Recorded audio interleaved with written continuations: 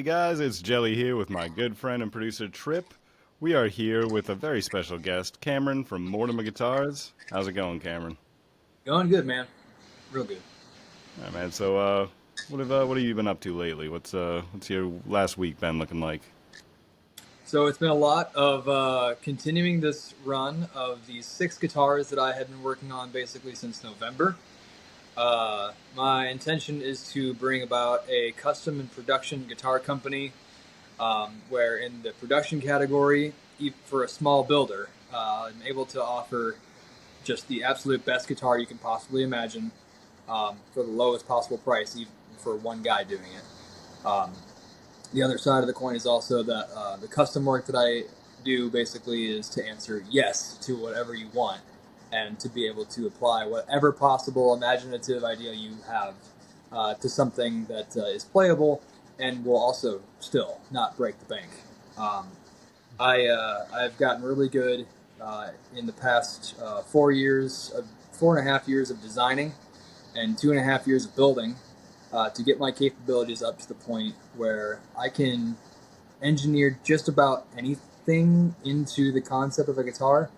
Um, Obviously, we're not in full practice of everything I could possibly do, but if if you want a completely original body shape, it's done. If you want something totally routed out differently into the body or a different scale length that no one's ever heard of, done.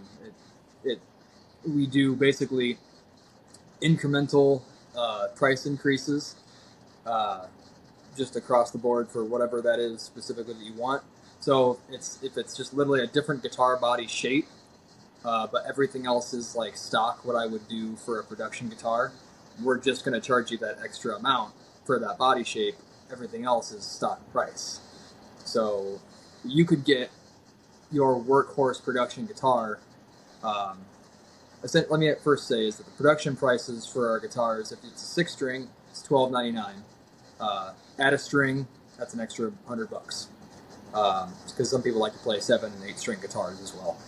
Um, and and for like a full body customization, if you just want a brand new shape of yours, that's just an extra $300 because that takes time and engineering. But it's the same blank to me. You know what I mean? I'm gonna be machining it out of the exact same overall body Yeah. stock. So, but yeah, it's been for the past week or so is just getting these tightened up. I've got this custom that's sitting right here in front of me, almost completely done. I'm just getting last minute cosmetic details and the setup job on it just as perfect as I can possibly make it. And it'll be shipped out here by the end of the next week at the latest. We with this weather that we're running into, we might have some trouble with that a little bit. If it did not snow today, I could have probably gotten this thing about done. I needed to go get some extra parts from my work, but was unable to do that today due to travel. So, All right. So you're doing luthier work. You got your company Mortimer Guitars. What got you in to the luthier business? What made you want to build guitars and just create them? yeah. So basically, started playing guitar when I was about 13 or 14 years old. Um, and it was just a random tangent in life that I went down and really enjoyed, and it really made me who I am and the people that I hung around and whatnot. Um, Gradually got interested in machining, CNC machining, that is, um, and eventually realized while I was in college for that exact topic, CNC machining and tooling, as well as welding and fabricating, that I knew that one day that I would want to do that, but it was nowhere within my scope at the time to even have the audacity to try that. Yeah, It was just there's a lot of tools and a lot of finite skills that usually are required to make an actual precision instrument. exactly so not just to throw some hunks of crap out there into the world, and I wasn't going to do that. Um, so basically, yeah, what it came down to was kind of like what I was saying a little bit before, was having the opportunity to move into a more creative space where I'm more capable of actually providing myself the Yeah, overall. you have the Um, tools you need to be as creative as you want to be. right. So yeah, the woodworking tools that were left behind to me, um, and also my confidence in machining got a lot better with the job that I currently have that is for manufacturing specifically aerospace parts um, Damn. that hold super tight tolerances. So when we're dealing with, thousandths of an inch, when it comes to guitar, it seems a little more wobbly and easy Yeah, compared larger to of a the tolerance. I exactly. I know a mean, little not too bit of. much larger, but enough where it's like, yeah, if we can make an aerospace part, we can make a guitar. So. Yeah, I know about tolerances. So I'm noticing. Oh, Trip. Yeah, what are three things that make a guitar really good? It could be acoustic Uh, or electric, doesn't matter. Absolutely. I would say it's going to be um, probably three things. The primary one is going to be uh, the pickups that go into the guitar. If those are great, it's going to sound great. And like Jelly has, he's got his cabinet caster there. Uh, that thing is going to sound absolutely amazing. Exactly, as long as the pickups in it are good. Um, And if I understand correct, there is a very passable pickup in that guitar. Believe it's the Um, Marzio Crunch Lab. See, there we are. So that'll do fine. The other elements are definitely the setup job, Rough. the different ends where the nut and the bridge are at, and those exact levels that they need to be at to be perfect. And then everything in between that, which is the frets.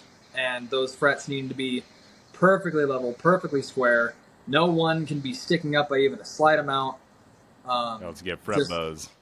yeah, glass smooth. So we're really about definitely understanding those three elements and everything else that obviously goes into a guitar, and not compromising on any of those details because we would like to do this right the first time and get something excellent out there. Perfect answer. All right, quick question: floating bridge or fixed bridge? What do you prefer? I'd prefer fixed. For me personally, I like a floating bridge, but I'll tell you what's harder: a floating bridge. Yep. That's definitely a more complicated system to have to intonate and install, and yeah, it's a bit of a more involved system. So, as far as ease of creating a guitar goes, I would prefer fixed. If I'm going to play one, I'll take either, but my primary instrument out there is a Ibanez S420 that has a floating ZR tremolo on it, the ball bearing system. That Damn. very very nice. Got Seymour Duncan invaders in it as well with and a Brutal. kill switch. Brutal. Yes. All right, man. So, what is the hardest part exactly about like what you do? Like, what is the most difficult step in that process of making the guitar? Like, what is the part that you dread? You go, fuck this. I hate doing this son of a bitchin' part. It's a lot of the things that I have in my upcoming builds. I'll be passing along a little bit to somebody else, and that is the most tedious portions. I would say definitely are the our finishing operations. Like it's one thing to mold a block into a shape, and it's a whole other thing to coat it properly. That's going to be a finish that's going to last a lifetime. That is beyond my scopes for the most part. I've done a fair job at completing guitars and finishing them myself. However, there are more skilled people out there, wizards of the world, that are better at me than that. And I have a gentleman near me that will be probably taking over the majority of that. Um, I would also mention definitely the setup job, that making the nut height and the bridge saddles perfectly dance with each other to an absolute perfect level, I should say. Um, that is becoming an easier process with time. Obviously, everything gets easier with practice, but that can be a frustrating process because it feels like you're there at the end, and even if you hear a buzz once, which you're going to, especially as you are adjusting things, it's like, I've spent so much time and energy on this wonderful thing that I've created, and it looks great, but man, I can't.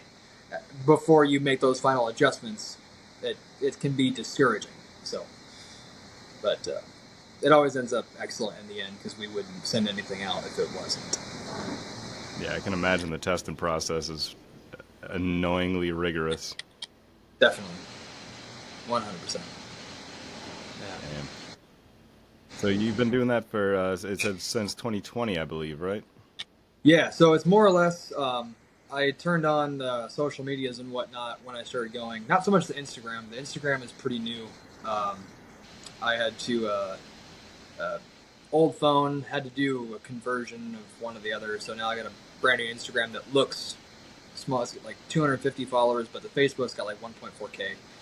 Um, um, but yeah, so in 2020, I mostly started the design phase of it, which was basically uh, choosing a software and then getting good with that software, learning the fundamentals of how to three-dimensionally create the components of a guitar from start to finish. And that was quite a learning curve that took me about a year and a half just to get even remotely in the space of like, oh, I could make this software create the coding for a CNC machine to potentially make some parts.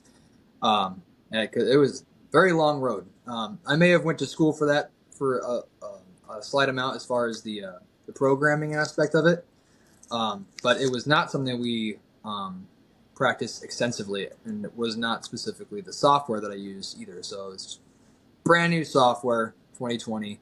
COVID helped keep me indoors a little bit, so I was able to kind of hunker down and focus on the software and attempt to make the beginning of a dream come true. So I was pretty motivated to do that, apparently. Yeah, we all had a lot of free time during that period. Yeah, I think we all did. So, Great for the oh, brain. yeah, it was a testing period for all, I'm sure. I still don't look at toilet paper the same. The commodity. It might be gone, man. Yeah, never know. It's gonna be like Keep it. water. It's gonna be like Water World. That is just toilet paper. You start looking at Those who control the laptops. toilet paper control the world. And there it is. But yeah, so designing for 4 years and been and building for about 2.5, I'd say now. Made some prototypes to basically see, what was going to work, what wasn't. Made a lot of adjustments from there. I've been making custom one-off pieces for those that are willing to take a chance on, somebody that's relatively new at doing this, and all of which have Why gotten not? their like custom dream guitars for, and sometimes in custom fit like flight guitar cases Damn. for around $2,000, which sounds like a lot, but for your dream guitar of whatever the hell you can possibly Set imagine, up right, yeah. You it's don't not get, too bad. you usually compromise on a $2,000 guitar. You don't get to design it. Exactly. So we're giving everyone, the discounts until the name is made, and otherwise, I feel more confident being able to charge more. It's more or less that I just want you to be able to feel like you can take a chance on a guy first, and yeah, I think it's important to be able to offer something like that. I'm not looking to get rich right away. I'm looking to make something quality and help you understand that that's my motivation. So that's my first and foremost endeavor. Nice. Yeah. Well, I noticed you mentioned your work in doing aerospace parts. I'm assuming NASA. This is mostly just an aesthetic choice. All right. But we do Not make that fancy. what's that? Not that fancy. Not that fan. I will fair. We do a lot of things for the military. We do a lot of things for Boeing, and we also do Ooh, a those few planes that things are for. crashing. That's not our fault. Swear to God, no. Had Are nothing to do you with those sure? parts. Are you sure? I'll look at some quality documents. I'll get back to you to make sure that it was not my fault that they went in there. No. When did you tweak your CNC machine? Nothing like that, man. But we also make parts that, I mean, relevant to this, I suppose, is that the closest that I'd say we would get is that we do make some parts, basic parts, for companies like SpaceX Oh goddamn! specifically. So Getting deep in that Elon. We love Elon's Musk. I'm waiting for that dude just to come out and be like, "Yeah, I'm just gonna be a villain. I'm just gonna be an autistic villain." I mean, aren't all autistic people villains deep down? I feel like I'm in my villain arc right now, and I can't help but feel like I have just a touch of autism. But I mean, we're all somewhere there. We're all somewhere on there. the spectrum, right? Yeah, I think Spectrum's also a cable service. I don't think we all get Spectrum. that is true. But I feel this spectrum, I think we all have. Pretty sure, some degree. All right, well, this might be a little related, I guess. I was thinking this earlier. If you had a, I don't know if you have children. Do you have children? I do not have any kids. No. So let's say you have a child.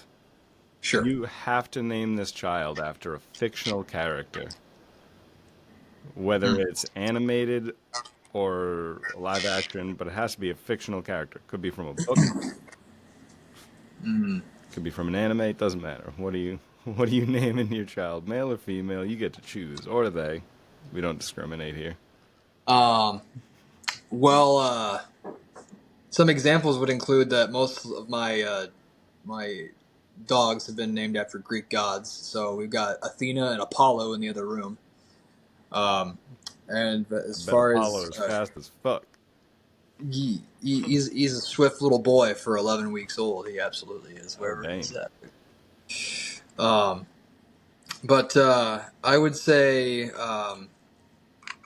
some of the more whimsical names that I've conjured up for a son or something like that. Maybe something like Phoenix or Griffin or something like that. As those are honestly names that I've taken sincerely. But as far as specific characters, Yeah, I know that's that's more more like of a you. mythological creature, Right. an So actual I know you're character. saying So specifically a named I guess character. Cerberus would be something there, but Yeah. be a dope kid name. You never get picked on. Cerberus. don't fuck with Cerberus, my God. Um. Oh. Well, no, that's the same kind of thing. I would also consider a name like Atlas or something like that. But again, we're going. I keep missing the mark here. Um. Shoot and shucks. Let's think of other Trip, do you have one? names of certain things like an anime I or want otherwise. I want to get a really furry dog and name it Chewy, Chewy. but like never call it by his name Chewy. Just like right at it, you know. It's like when you're calling it at the dog park, you're just like, like what the fuck's wrong with this dude? Like just the dog comes right up, wagging his tail, like. Dog came, didn't it? He knows his name. Nah, I don't know if I have much more of a better answer than what I've already given on that one, honestly. I'll be sitting here stewing for too long. I was surprised, like he did a Star Wars reference. I was surprised that you weren't gonna name your kid Han Solo or something. That is funny. I can mention that as well if we bother to venture over there in my work history that I think Trip would enjoy. So I lived in California for 5 years from like age 23 to 28. I'm 33 now. And while I was there, I had the pleasure of working for a company that did things for Disney, Pixar, Universal Studios, Lucasfilms, and done some really cool, notable things. Some would include some of the different like carts and stands that are, being pushed around inside Disneyland right now. We did a lot for the Star Wars land inside the Anaheim Disneyland. We did a lot of the different setups and cosmetic pieces that are all throughout that. We also did for Universal Studios Japan. There is a Mario Kart ride, and a lot of the aesthetic cosmetic details that are in there were fabricated by the team that I was on and myself. So pretty much any question mark box that's inside that ride was welded up by me. I got that knocked out in about a week of just like constantly conveying these different folded up aluminum pieces and welding all that together and yeah, that was a pretty cool trip. And then, but one of the most notable ones that I did while I was there was when we got contracted with Lucasfilms to partake in some of the details that were in The Mandalorian. Ooh. And the most prominent one would be the inside and outside of the Razor Crest. Like every cosmetic detail inside, every one on the outside. If it wasn't CGI, I had my hand on welding, fabricating, and a little bit of decorating. Some of the pipes and tubes that were just kind of randomly sprawled throughout inside the walls of that area. Basically, make it kind of look like that in this relative picture that they had for me. And I was like, that hose goes to this thing, that goes to that. Okay, that works there. We'll tack that there. Make it look right. Yeah, make it look kind of like this. Really, it's not going to work, but just make it look right. Yeah, no, none of it. I mean, like, things like the drawbridge in the back, like the one that the big door that comes down from the back of the ship, that was actually functional, and that me and one other person basically fabricated that. And, but yeah, just a bunch of really cool components that were inside there. Those were definitely one of the more notable things that I've gotten the opportunity to do and to exercise my fabricating, random manifesting of things not being and then being. Like, so same with the guitars. Like, it didn't exist, now it exists. Like, it's just more of the same repertoire. Damn. Now, so you said you were doing traveling while doing that, right? Yeah, a little bit here and there. What I mean by traveling, I was on the team that got to actually take that installation, the Mandalorian ship, and we transported it and installed it in Hollywood on the set of The Mandalorian. So okay. That was a pretty cool experience. So you had to drive a Star Wars craft from Iowa? No, it was when I was living in California. Oh, okay. So like we were in like the Inland Empire. That'd be so like, cool to see, just going down the highway. Oh, I mean, it was all tarped up. You would never know what it actually was, but because like you have to hide the shape of it and everything. So we had it all. I think a lot of the components were shipped over via semi truck, and some of it was probably tarped down in the flatbed, but you would never know it showing up. It was just in pieces, but. I'm just picturing seeing an X-wing fighter or something just flying down on a flatbed. Yeah, it's like, not so obvious. Honey, look at that. It's like all tarped up and like we know what it is. Come on. There is a photo that I do have where it was like one of the more I think one of the villain ships. I should know the different one. It might be a TIE fighter. That it was missing its wings, but it was wrapped in the exact shape that the craft was in on the flatbed. So that one was probably pretty obvious. So. But yeah, no, this guy's either he's with a movie or he's a nerd. Yeah. Now the Razor Crest was actually a surprising amount of the Razor Crest was not actually built. It was actually literally only a much larger portion of the back right side. So one of the physical legs was actually made. So one entire like right side of the Razor Crest was made. The left side was never made. That's all CGI. And then the interior of the cockpit, we made that too. And the interior of the lower bay that he like comes down from in the ladder, that we all made up. That physically was inside that too as well. So, but yeah. So that's a pretty good extension of my fabrication history. Man. Yeah, I mean, it's cool to be able to at least see your creation on something in an actual media. What's actually hilarious, I find, is that I've only watched the first 2 episodes. I have not actually watched the entirety of The Mandalorian yet, and I'm probably just waiting for some time where that would be more like maybe I've down the line I meet somebody that's obsessed with Star Wars and I get to go through that for the first time or something. I don't know. I don't know what I'm saving it for, but I haven't watched it. So. I think the only reason I would watch it is to see Bill Burr. I mean, I am a Star Wars fan, but I'm not caught up with that stuff, so Yeah. I don't know if Dude, it would just catch me off or not. But Bill Burr catches you off guard with how good of an actor he is. Like, holy crap, he kills it in The Mandalorian. Like, they bring him back like another season because like everyone's like, dude, Bill Burr, like an ex Imperial, like just he's all salty about stuff. He plays the right part. Yeah. I'd watched it for Bill Burr. Damn. yeah, I mean, apparently he's from Space Boston. Space Boston. That's funny. Shout out because I'm from south of Boston, Massachusetts, over here. Oh, word.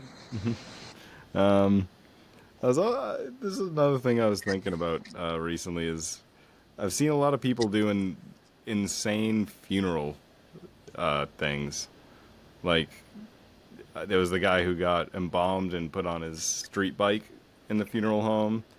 Apparently, a couple of dudes brought their buddy's dead body out clubbing, like a Weekend at Bernie's type thing, as a wake service. Whoa. Do you have any crazy sort of funeral requests that you would ever want? Build me into a guitar, put me behind a glass case, and let me sit there forever. That Like or build you in like the neck of the guitar is your forearm or like I want ashes? to be utilize every bit of me in case one of my eyes in resin.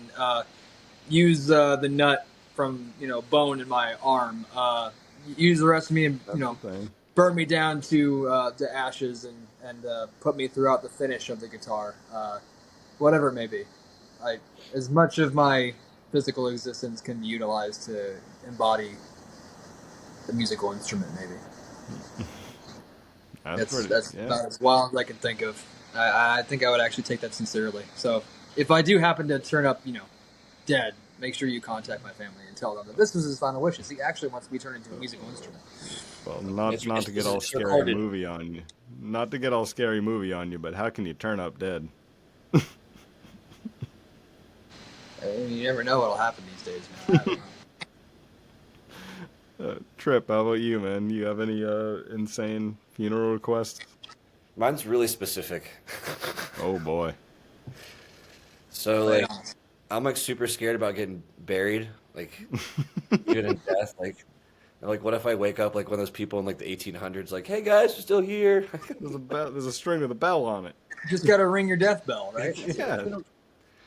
I don't have service down here, guys. It sucks. Sorry, moving So, my like- phone at full charge.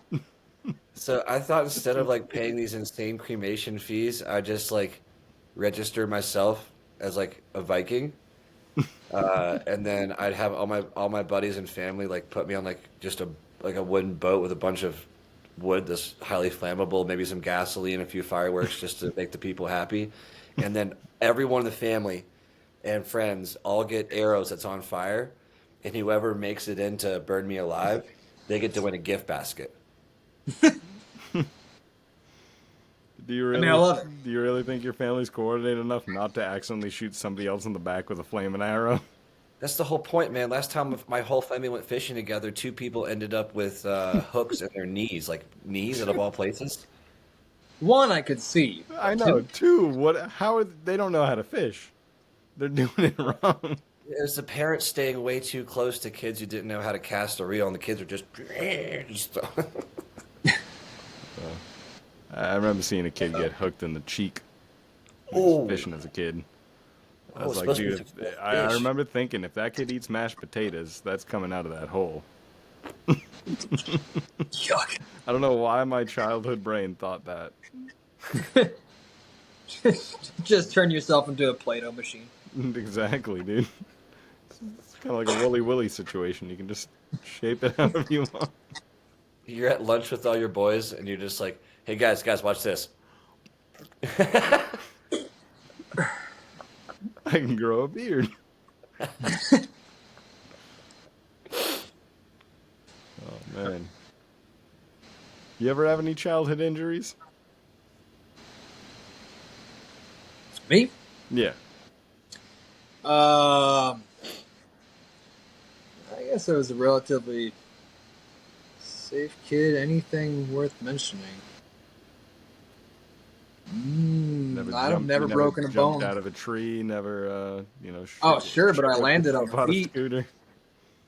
I don't. I mean, I've skidded my knees a couple of times, but no, I've been a relatively coordinated, particular pedestrian most of my life, I guess. So, yeah, I'm not gonna have much of an entertaining answer for that one. I don't think. No, Oh, that's not really. fine. So like, what speaking of childhood, like, what is a like one of your most vivid childhood memories? Like, what's something that sticks out to you, whether it's good or bad? Just what's something that you think about, like when you think of childhood, that's what it is.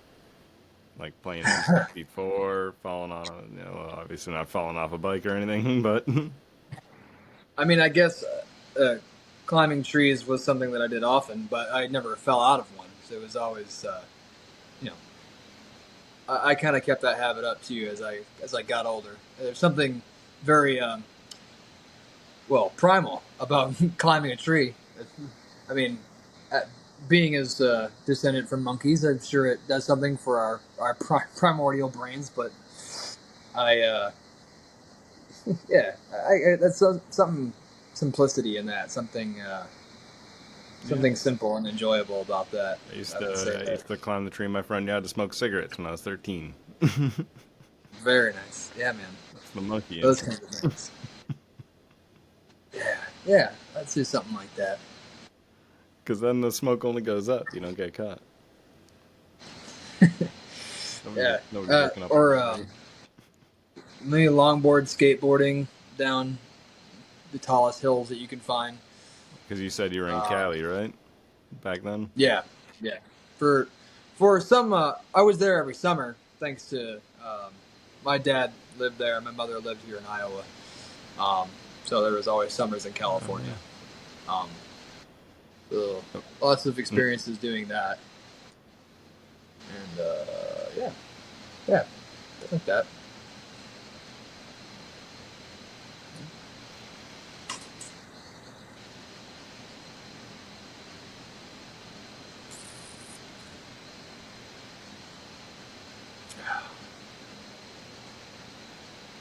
What else you got? The connection just popped back. There was a little bit of lag on my end there. Oh, yeah, you are getting a little fuzzy on Yep. my end, anyway.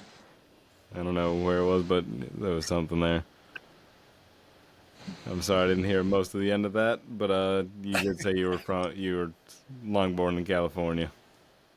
Yeah, that's honestly where I left off with it. I didn't have much more to add about it. It was just, yeah, I could see like either longboarding or climbing trees, or that's pretty prominent memories of my childhood. So, All right, now there's a little bit of a curveball here. If you were to have to fuck a food to completion, what food would it be and why? oh God, um, I suppose, I mean, what kind of man has to contemplate this? What kind of transpiring goes upon in a man's brain when he has to think about this question? Um, Well, you're the one being asked the question, so you that, tell me what's going through your mind. I guess I Are you saw a thinking about really. consistency? Are you thinking about texture? What do you? I'm thinking about how you know this mango looked at me kind of funny one time in a supermarket, and I thought, Man, you yeah, can go there. maybe. Um, Going yeah, exotic, huh? yeah, we'll go exotic. We'll say a mango. We'll say a mango. Yeah. Mango. So what's going to be your method? I'm gonna have to do some preparations. I feel I'm not just gonna be forceful and grotesque about it. You know, there's gonna be some prep work and and probably some pregame, of course, they gotta enjoy themselves as well. Well, Um, you got the tools for it. exactly. Yeah. I. Lay that bitch down on the CNC machine real softly. That's right. You can get that CAD all nice and detailed, and An exact internal molding of exactly what it ought to be. That's exactly. Yeah. Within thousandths of an inch, and I only got about 3 or 4 thousandths of an inch to work with anyway. So, I got to be precise. I mean, you have the tools to measure. So yeah. That's right. I want to say, how's the action on that? That's a guitar joke, everybody. Not actually. People don't get it. Oh, we got it. We got it. Oh god. But yeah. So what do you think is what would you say is the next development stage for you with the company? Yeah. So we are going to plop 4 production models into a local guitar store called Bob's Guitars in Cedar Falls, Iowa. Shout out Bob's And Guitars, Cedar Falls, Iowa. yes, so they're going to host my first 4 production models. At which point, once those are in there, I'm going to move towards um, what I think is a. I've been looking for a problem to solve. I'm really influenced by like Les Paul and Leo Fender and what they were going after when they were first making the electric guitar. And I've listened to a lot of audiobooks and trying to gain influence from them and try to understand what they were after and what they were doing and what kind of contribution I could make to the industry at large. And so they were trying to solve the problem of amplifying an instrument to be louder or as loud as a big band with all the trumpets and larger instruments that are more acoustic, where an acoustic instrument was just not being loud enough to match those instruments. So they figured out that problem, and they got an electromagnetic pickup that takes the vibration of a string, turns that into electrical signal, puts it through the output jack and other different electronics that are on board, goes out into an amplifier, out a cabinet speaker. There you go. But I've been trying to figure out how what problem I can solve in the industry, and I think what I am going to choose to focus on first is the attention span of the kids that are beginning to get into guitar. So I think I have devised a way to create a children's instrument that is not only unique, but is going to be immediately gratifying to pick up. I'm going to be putting a provisional patent on it so I can get myself, squared away. And so, because I really think that this is an actual idea that will do well, because I am in a childlike state have played instruments similar to what I'm going to be creating. And basically my kid's design is essentially it's a crossover of 2 instruments that are both stringed. And when playing one of those, it was so gratifying that you really couldn't make a bad note, I should say. But so basically, I'm applying that to a children's instrument, and the idea should be is that with emphasis on making sure that people understand that keeping it in tune is insanely important. It will sound terrible if you don't. And there's no chance of it being a good time if you don't take the time to tune it. So with massive emphasis on that, the idea is if you keep the guitar in tune and you follow the very, very simple instructions, you cannot make a bad note on this design. And I think with that and with the instructions that we'll have available to kids and to the parents that will be providing the instrument, obviously. And this isn't for like high school kids or middle school kids. I'm talking like from age like 4 to 9 or 4 to 10, somewhere in there. Yeah, it's like it's just the easy mode. Super easy mode. Just the immediate gratification that you need to be like, okay, this is fun and this is easy. And we will create little step-ups eventually to get you up to a full size guitar, so that you can gradually learn. Because I feel like forming chords and learning scales at a young age is very much like, screw this. This sounds like work. This doesn't sound like fun. So I'd like for them to be able to bypass that for now, so that we, in this, especially in this day and age, where everyone has immediate gratification, myself included, we're all scrolling feeds and stuff like that, and we all have our tendencies to like just grab on to what is going to immediately gratify us. Kids, especially Yeah. coming up, are experiencing that. So let's give them something that will be initially immediately gratifying, so that they have the motivation to go from there to making music in any infinite direction. That's a good platform, I believe. You know, I think simple so. for I'm kids, pretty excited about it. works easy, instant gratification. That's what they're looking for. Yeah, I'm really excited about it. I really think that it will do well.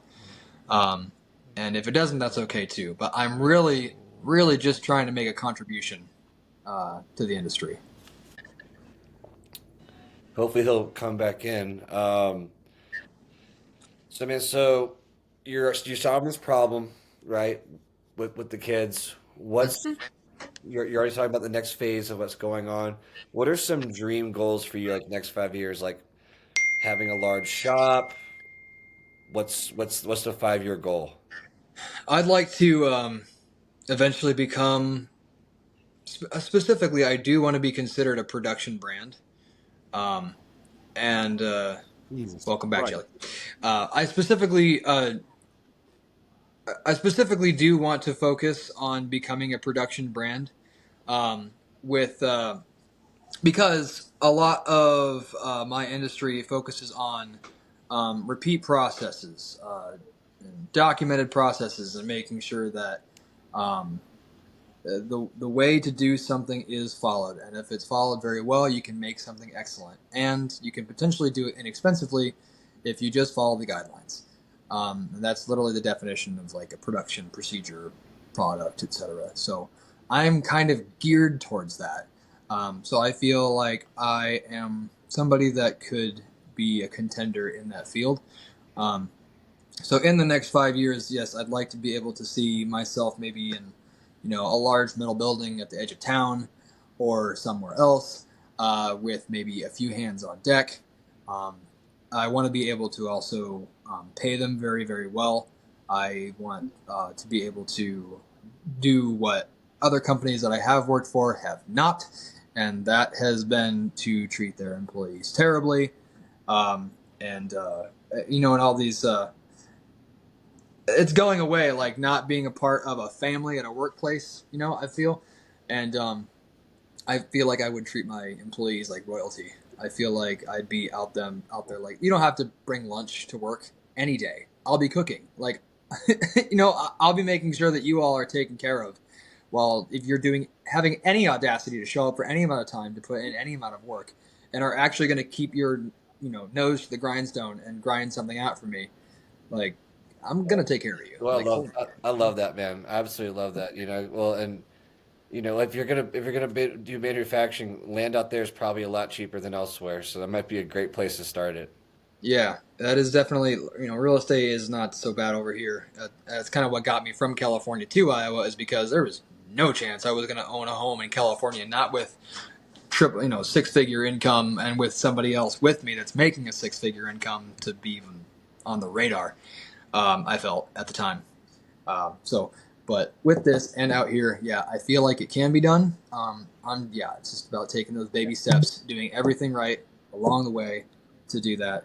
I feel like we are in the right scope right now.